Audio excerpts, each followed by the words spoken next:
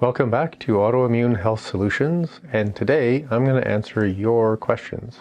First, I want to thank each and every one of you for subscribing to this channel because I'm trying to shift from the passive relationship with social media to engaging people like this, where we can have kind of a more extended conversation about health and chronic illness and autoimmune disease. So again, thank you so much for subscribing.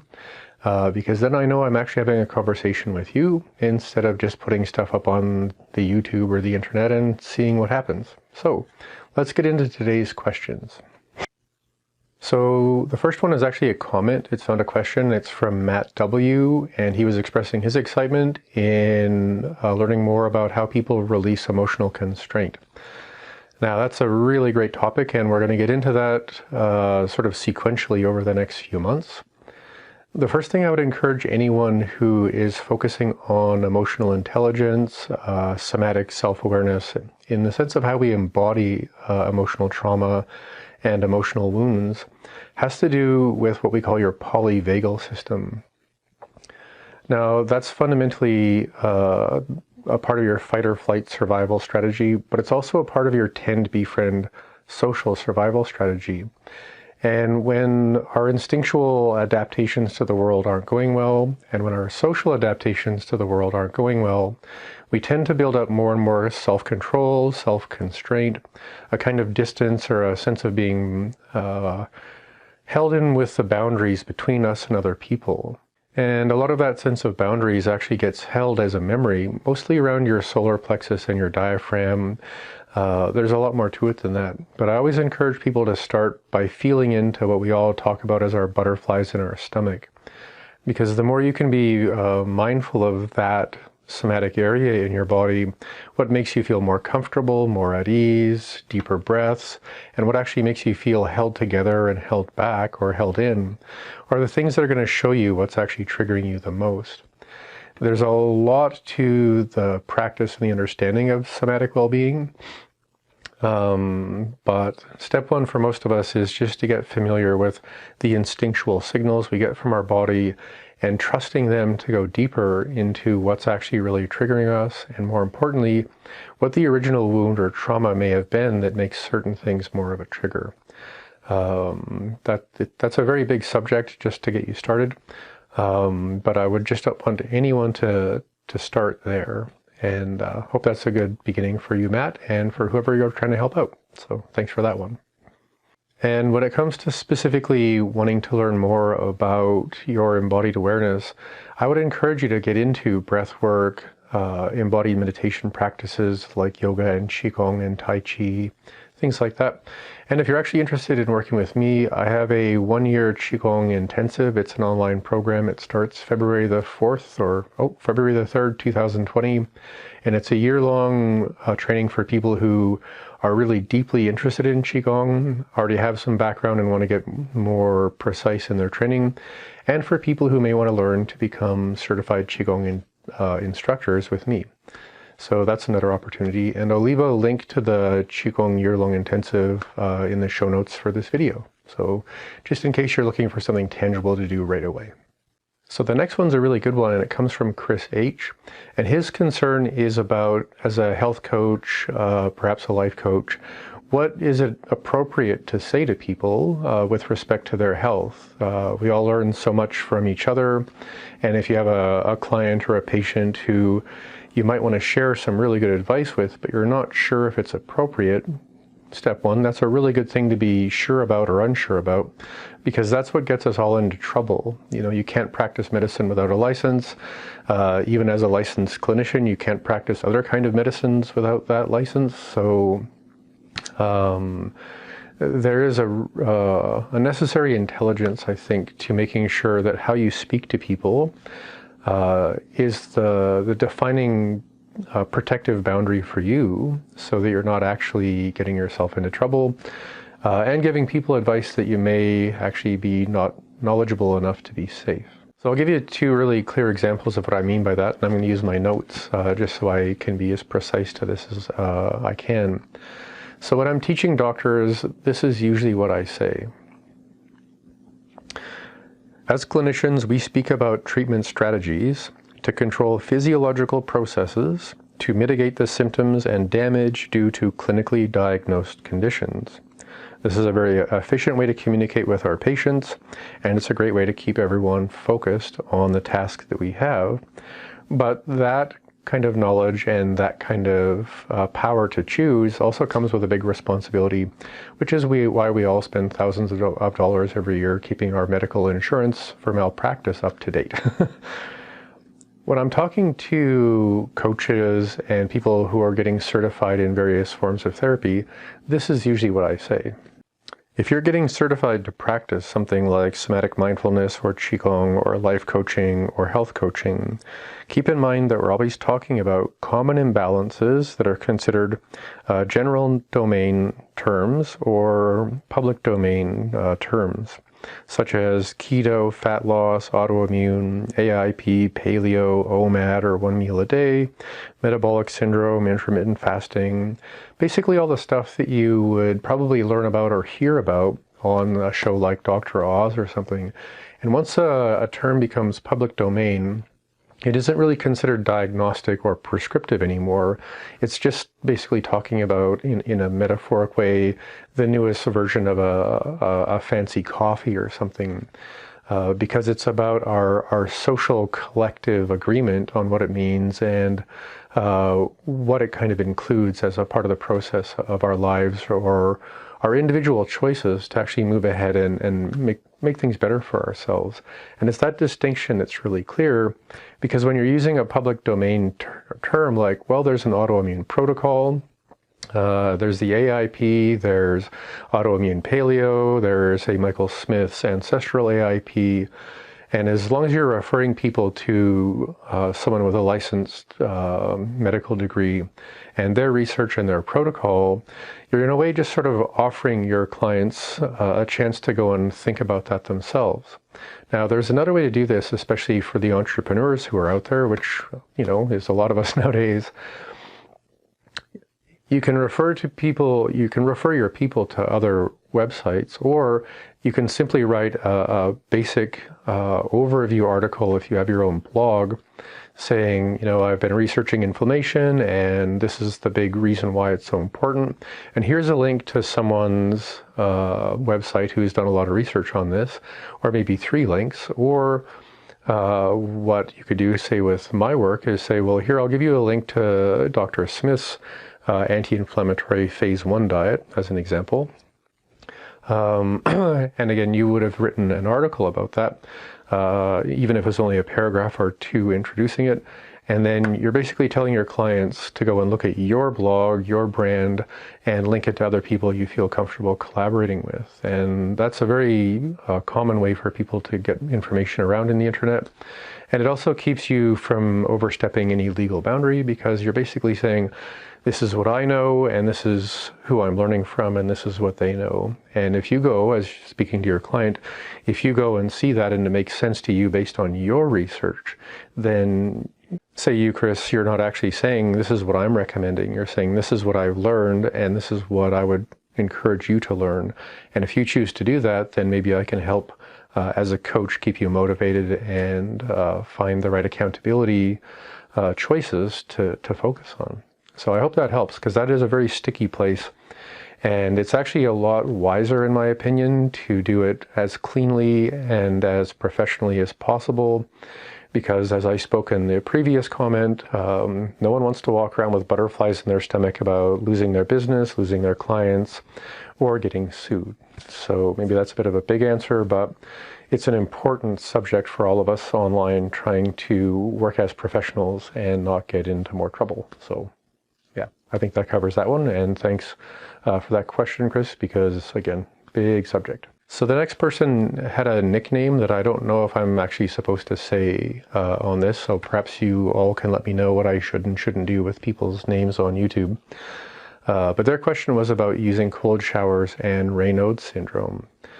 Raynaud's, as far as most clinicians are concerned, is due to kind of micro damage to your peripheral vascular system because of an immune system dysfunction, and obviously you have to have the genetics for that kind of specific reaction to that dysfunction.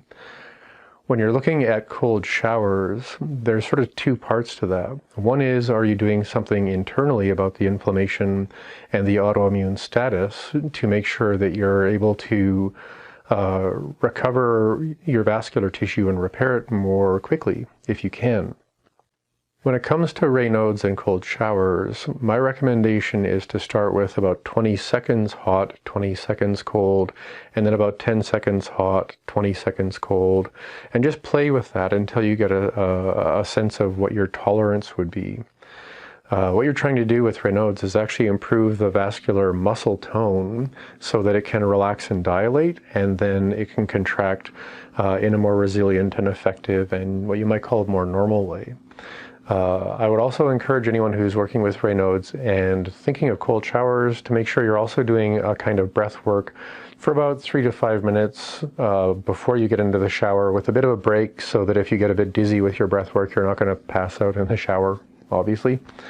But that usually works a lot better, because if you load up your vascular system with nitric oxide from doing your breath work, take a few minutes to get settled and then focus on, staying committed and accountable to yourself for maybe a 2-minute, what people call a contrast shower.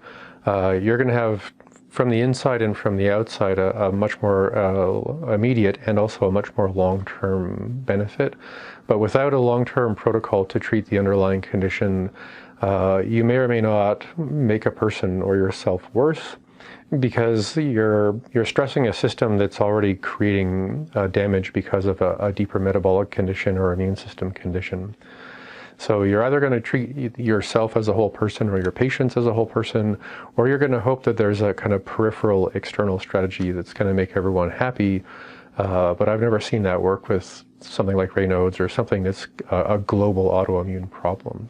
So great question, and thanks for throwing that out there. And if you feel comfortable with me using your nickname because that's actually cool on YouTube, please let me know. I'm kind of new to the social media world, so I need a lot of help from you guys to know what I am and am not doing that's okay, because I don't want to mess this up or, I don't know, piss anybody off. So thanks again. The next question is from Andrew, and it's about whether or not, from a Chinese medicine point of view, if a person has what we call a cold pattern or a yang deficient pattern, if cold showers is a good idea. And that's a really good and honestly a kind of a deep question, because it really depends on the person. But the first things that came to my mind when I read that were this. In my experience, and maybe I should be clear, my training in Chinese medicine was actually a part of training to be a Taoist priest. So I didn't go to a university. I trained with a master or two, basically, in oral traditions, and then I ended up starting a school and teaching. So my introduction to modern Chinese medicine was kind of backwards. But having said that, in my opinion, clinically, the most important thing about helping a person heal is about helping what we call zheng qi, or an aspect of your adaptability that tends towards your ability to resolve problems. Now, we can resolve problems in a more yang way or masculine way in the context of being willing to face it with a sense of conflict and power or conflict. And then we have a sense of resolve that happens through negotiation, which might be more considered more yin and in some cases more feminine, at least in the sense of yin and yang. But as long as we're helping people face their symptoms, face their future, face their past, face themselves, with that sense of autonomy and inner self-alignment and resolve, I think cold showers for a lot of people are a good idea, because you have to stand there for either a contrast shower or maybe a 2-minute nonstop cold shower and be the person who is actually within yourself facing more discomfort, and you may actually trigger deeper metabolic systems to help you adapt to that new challenge, which can actually spark more activation of what we call qi and circulation and basically how your body understands itself. As I had mentioned in the previous question, when you are doing cold showers, especially the contrast showers, going back and forth from hot to cold, from a what we would call a Chinese medicine kind of purist point of view, in Chinese the activity would be li qi, which would be to motivate the movement and action of circulation, or what we call qi. So that's still a good idea, but the question goes back to, could we actually hurt someone? And I think that really depends on whether or not they're 100% classically experiencing internal cold or yang deficiency, because many of the benefits of stimulating your endocrine system with contrast showers especially can actually activate those parts of our health. And I would also say I wouldn't take any of my patients with anything complicated, especially like a really, I think in Chinese with this stuff, so we'd say zhonghan, or a direct attack of cold into the body.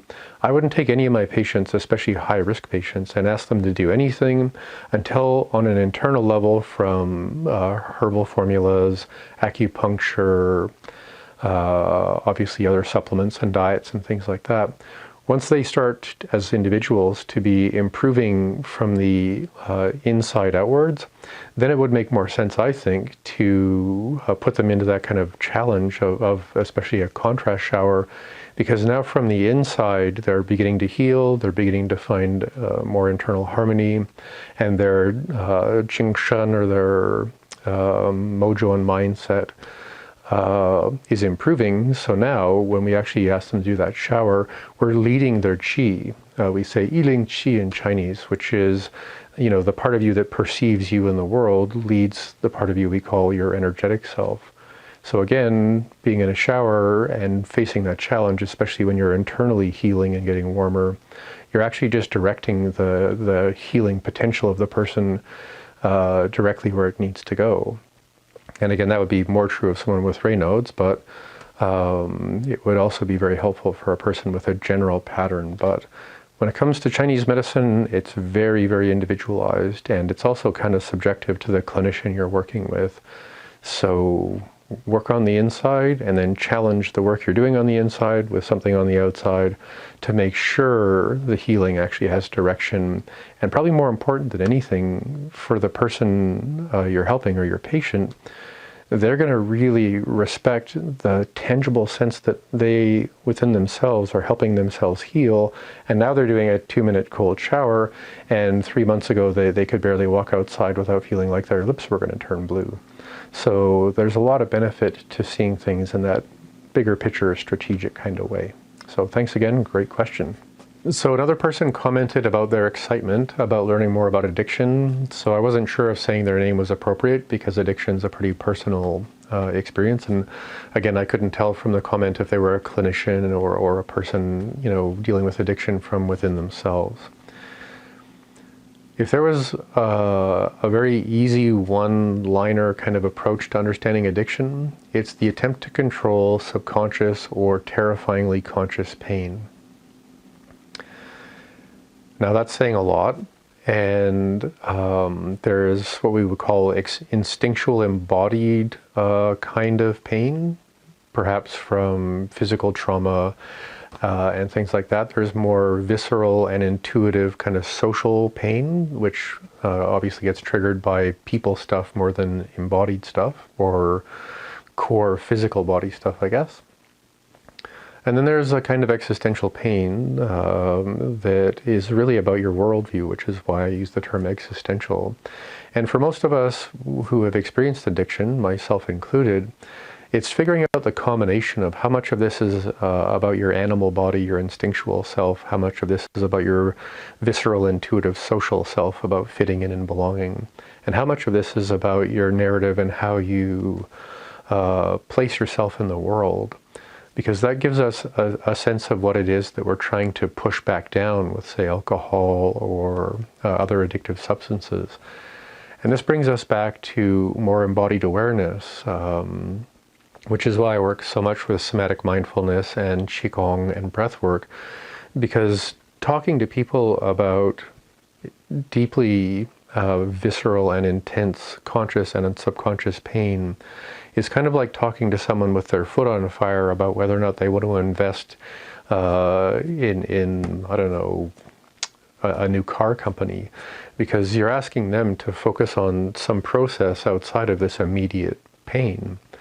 So again, in my experience, the best choice is to focus on things that help a person shift their state and shift their narrative and develop enough momentum and consistency and confidence with that process that the moments that are really hard for them, where they want to reach out and suppress that pain, also include hopefully enough time and awareness and confidence to try and do what you've taught them, around breath work or embodied awareness or other tools. Because otherwise, you're trying to use words to control instincts, and I've never ever seen that go very well. So addiction's a big part of the work I do with people.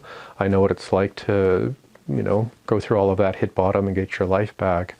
And very little of the talking part of therapy really works. And I'll bring that into another quick context. So the statistics on Alcoholics Anonymous is about 23% sobriety if you go to meetings every week or at least regularly.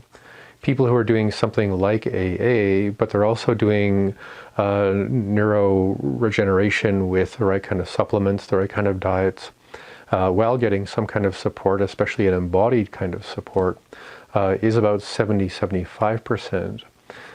People who are doing a combination of those things plus a regular daily practice, working with unraveling previous trauma, especially childhood trauma, which is what we're often suppressing with addiction, that's at about 85%. And then when you look at plant medicines like ayahuasca, which is over 85, close to 90% recovery, and ibogaine, which I've experienced both ayahuasca and ibogaine. Ibogaine has about a 96% recovery rate with addiction, even with hard heroin addiction, and I've seen that happen clinically. So it really depends on what you have access to and what you're willing to put yourself through. But yeah, addiction is a big crisis in the modern world, especially in the developed world. And again, most of it has to do with the suppression of either deeply instinctually, visibly driven unconscious pain or even conscious pain. So I hope that helps, and I'll be doing more videos on addiction as they become important. So thanks again for that question. Quick response to Monkey C. I just want to say welcome back to your ancestral birthright of vitality and being grounded within yourself by following these kind of protocols, because that's what we get, is your birthright of vitality and grounded states of awareness and presence. So welcome back, Monkey C, and keep eating real food, because why would you do anything else? And just because of the nickname Monkey C, if you're not familiar with, it's a theory in anthropology or archaeology, I think. It's called the aquatic ape theory, and it mimics basically all of the very ancient origin stories of a lot of indigenous people, as to how human beings became human beings. So if you've never heard of the aquatic ape theory, check it out. It's pretty cool. Okay, 2 administrative things quick and then some more questions.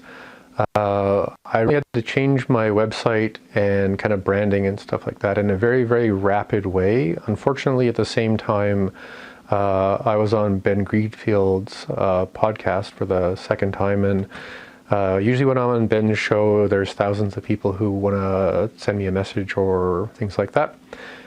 So not the best time to be moving my websites, but I had to move my website in a hurry. So if you downloaded the Ancestral-AIP 65-page kind of free book off my website and discovered the links don't work, well, it turns out that's why I forgot that step, so oops. I'll be putting together the links hopefully in the next few days, and I'll put that out on my weekly newsletter so that if you got a copy and the links didn't work, then you'll be able to get another copy where the links will work. And sorry about that. I had a funny story, but I just had to change everything within about 2 weeks to stay out of some trouble. So life on the internet sure is fun. Other administrative thing, if you've done the treasure hunt to get a copy of Returning to an Ancestral Diet, and I haven't emailed it to you yet, it's because there's a piece missing or I don't have contact from you specifically on the Autoimmune Health Solutions Facebook page, because that's the only way I actually get a link to some way to email you the book. So if you're wondering why I haven't sent you a copy, maybe I missed it, or you missed putting a comment specifically that says send me the book on the Autoimmune Health Solutions Facebook page, because again, that's the only way I can get it to you. So if you haven't got it yet, then track me down and we'll figure out why not, and I'll get you a copy. So thanks again, and next question. Christine C. asked about whether the autoimmune protocol diet would need to be modified for different body types. Honestly, Christine, I'm not sure exactly what you mean by body types, but I'm assuming you mean either metabolic types or morphological types. In either of those situations, it wouldn't really matter with this, because this protocol is about a deeper immune system dysfunction that would globally derange a person's immune system regardless of their metabolic type, although there would be some minor changes or subtleties to that. So what I would encourage anyone to consider in that sense is, if you're working with a clinician, they're always going to make things as personal as necessary, but most of these strategies around autoimmune disease take about 3 months to hit enough of a metabolic change in direction that the need to make it more personal and specific would actually become apparent. The first 2 months are almost the same for everyone, because you're literally putting out fires and repairing the fundamental systems of physiology and health. It usually only gets more individual after you've repaired that kind of damage. So I hope that covers that for you. But thanks for the question. So a question from P about whether or not it's a good idea to go into these protocols if you're just in postpartum or just after delivering a baby. I would say try and find a modified way of going into the anti-inflammatory diet so that you're ensuring you're getting a really good broad spectrum of all of the fats, a good amount of protein, and a reasonable amount of carbohydrates to fuel the fact that your metabolism is now producing a lot of calories to produce breast milk.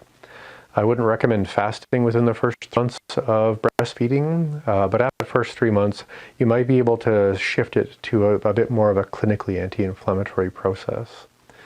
But honestly, not knowing you, not knowing your history, how many kids you've had, how far apart, all those things actually can create distinctions that might be important. But great question, because a lot of these protocols don't really focus in on that specifically. So I'll keep that in mind in future videos if it ever comes up again. So thanks again. So this has been my first answering your questions video. Probably went longer than it maybe needed to. But hopefully I've covered all your questions. And if you have any more, please send them my way, because I think this is a really fun way to engage with you, the people who are subscribing to my channel. And again, thanks a lot. And there's going to be a couple of podcasts that we're going to be uploading onto the YouTube channel shortly. So there's going to be a lot more content come in the next few days. So again, thank you for your questions. Thank you for subscribing. And I really look forward to a long-term conversation about health and illness and autoimmune disease. So thank you and have a great day.